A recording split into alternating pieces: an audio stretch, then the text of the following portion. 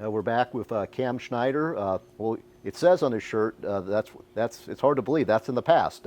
Del baseball this Yeah. summer. What the Victoria Harbor Cats. Harbor Cats? Okay, and we'll Yep. talk about that. And soon the Cal Poly Mustangs. Yep. See, I'm doing all right here. And then talk about this. You're Cam Schneider, but you're the goods. Why is Yeah, that? that's my Twitter handle.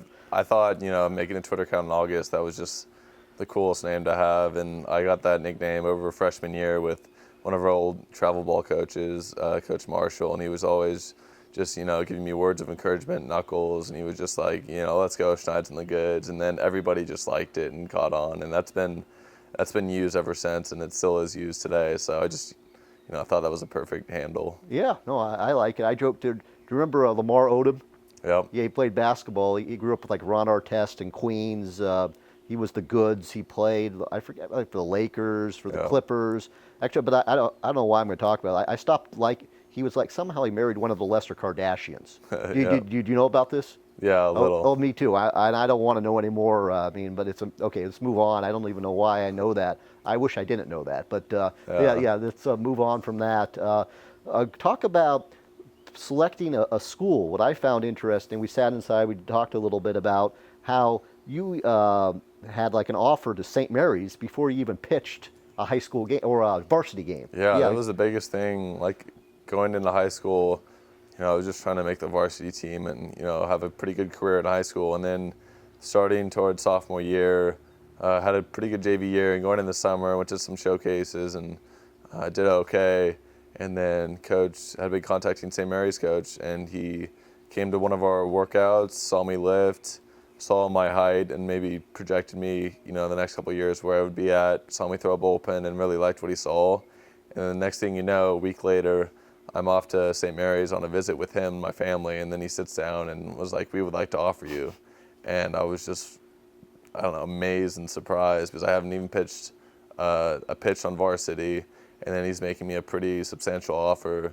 And then he was talking about pro advisors and other big colleges who would want to, try to take me. And I was just like, first of all, how am I even here?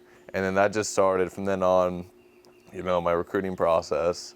And it's been a journey, and especially the last 2 months, it's been a whirlwind. Right, but talk about I didn't even know about an advisor. I didn't, because you basically have to sort of a path, or even not even there's you can go to the draft or to college. Yeah, that was when you brought that up. I just looked to my dad and I was like, "What is an advisor?" And so that's when my dad and I started researching, and we weren't even thinking about the pro draft coming up, and that just started my search. And then going into my junior year, pitched, about 15 innings, did okay, contributed, decently. Over the summer, though, was pretty big. I went to a few showcases, and schools started coming, like Sac State and UCSD, and none of them really fit. And I was always trying to go to the school that was on my top, list of schools, the read schools like USC, Stanford, and Cal Poly.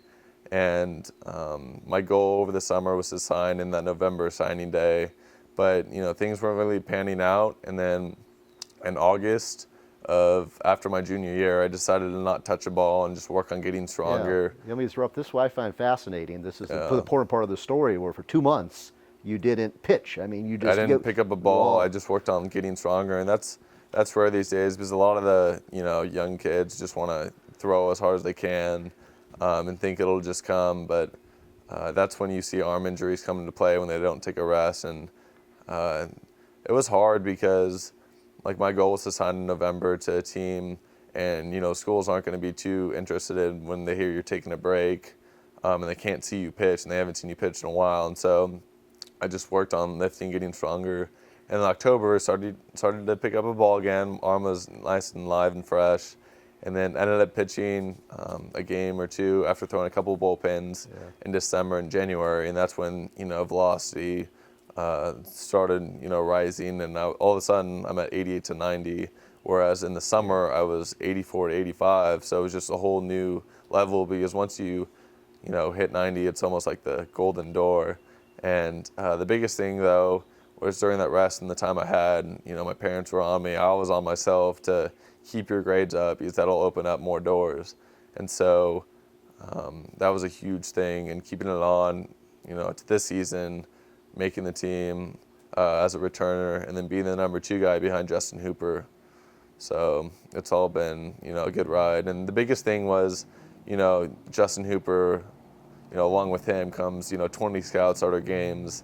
And then Coach Jeans was a pretty big help. He would throw me behind Hooper where scouts were still there. And the key is to get the scouts to stay. Yeah. And some of the smart ones did, right? Yeah. And so that was, at that point, I knew something was, my future is pretty bright. A scout contacted my dad in the stands and was like, yeah, where's your son going? Is he going somewhere?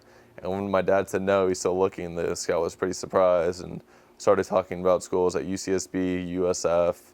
And that's when we were like, okay, this being patient, has paid off. And so I pitched pretty well. And then talk about when the coach told you that Cal Poly was coming. Yeah. So in April, and this is going up to the May 1st deadline of all colleges, which is the signing your intent to register. So it was sort of a stressful process. I was applying to schools, and then Coach David Jeans texted me, or he told me the day before I start, hey, Cal Poly is gonna come see you pitch in your game, and I was just like, oh, that's pretty cool, but just starting to get the butterflies on my stomach. But it was pretty exciting, and so pitched at Cal High, ended up pitching one of the best games I've ever thrown. Allowed 3 hits, and velocity. I ended up hitting 92 on that day, which is the highest I've ever thrown. And Cal Poly coach called me on the bus after and was like, yeah, we want to let you know a little about Cal Poly and what it has to offer. And I was just like, whoa, this is a dream come true. Yeah, maybe talk about that. Talk about the baseball at Cal Poly and then the engineering at Cal Poly. Yeah, that was the biggest thing. I applied originally at Cal Poly for electrical engineering and got denied. So I was, a little bummed about that, but it's always been a good fit. They've, tops in the nation engineering, and also the last couple of years have had a phenomenal baseball program, and Coach Lee and all the coaches there have done a really good job. 2 years ago or last year, they had 2 pitchers go pretty early in the pro draft, and they're good at developing pitchers. Right. And I just couldn't think of a better package, with the baseball program, Cal Poly, like San Luis Obispo, what it has to offer activities-wise, and also academics. You can't beat it. So. Right. No, and I was thinking, they've been to the NCAA regionals, and I was trying, actually, this is some inside knowledge. Do you know about Higuera Street in San Luis Obispo? Yep. Yeah, see, exactly. My sister I remember that was a street to eat, and then we eat at a place called McClintock's or something. I think so. Yeah, okay, yeah. No, I remember that from years ago. Maybe use my name and get a discount. No, I'm joking. No. Woodstock Pizza's there. Yeah. Yeah. No, you're going to have a good time. Pismo Beach. You know it's around there. Yeah, it's okay. Pretty close. I'm thinking I might want to enroll. I'm a little too old. Okay. And then, that was my train of thought. The teams you play, the Big West. I mean, you're going to be playing like Long Beach State. That was. Yeah. Go ahead. In my college decision process, that was the huge thing. Is the Big West. Yeah, people don't know about this. The Cal State Fullerton, Long Beach State. Yeah. Like people in other sports, maybe it's like a toss over. Like they're not as good. But Big West for baseball, that's the best competition you could play in. You're UCSB. Top 10 this year. Fullerton right now is in the super regionals, and just top to bottom, it's just an amazing conference. And the guys you'll face are pretty much on par with the guys you'll face in the minor leagues. So no, it's something I don't know. Maybe we're onto something. Because that's it. Big West basketball. It doesn't really matter. All these other. But why is Big West baseball? It's just a hidden gem or something. Over the last couple of years, like I've always been a Pac-12 fan for. All the different sports, and then baseball, especially the last couple of years. Big West has almost, surpassed, besides, UCLA and Pac-12 baseball, they're always up there. Well, that's the thing, they've all dropped their football, but like in basketball, like Long Beach State can't beat Cal. But in baseball, they can't. Cal State Fullerton. They used to have football. They barely have a basketball team. But the baseball team's in the College World Series a lot of the time. Okay, and And the same thing, Cal Poly basketball. You know, it's okay. I think they went to the tournament a couple years ago, but it's all about baseball. And and one of the cool things is, my childhood dream was to go to USC, and my grandparents live, 45 minutes away, and they're like, oh yeah, you could come do your laundry and stuff. And the cool thing about the Big West is the schools like, Long Beach, Riverside, UCSB, they're all within like an hour of my grandparents, so they're going to be able to see a lot of games. Oh, they're I think, pretty excited. So yeah, it's great. They can, because before it'd be a longer trip, and now they're going to be at, a lot of, Cal State Fullerton. They're going to be at Long Beach. They're going to be Santa Barbara. They might even drive up to San Luis Obispo. And then what about, is UC Davis in the league? Yeah, and that's cool for, my family here. They'll be able to just drive an hour and they'll see me. So that'll be pretty cool. And the coolest thing is Hawaii for baseball is actually in the Big West. So that doesn't sound too shabby. Yeah, so I think my sophomore and senior year, we'll make the trip out there, and it'll be pretty cool. And my family is like, oh yeah, we'll schedule a vacation. Oh, okay. So so your family. Well, I joke. You did spend some time. Your family's not going to go to the Fresno games. They're going to go to the Hawaii games. Yeah. Okay, I see how this works.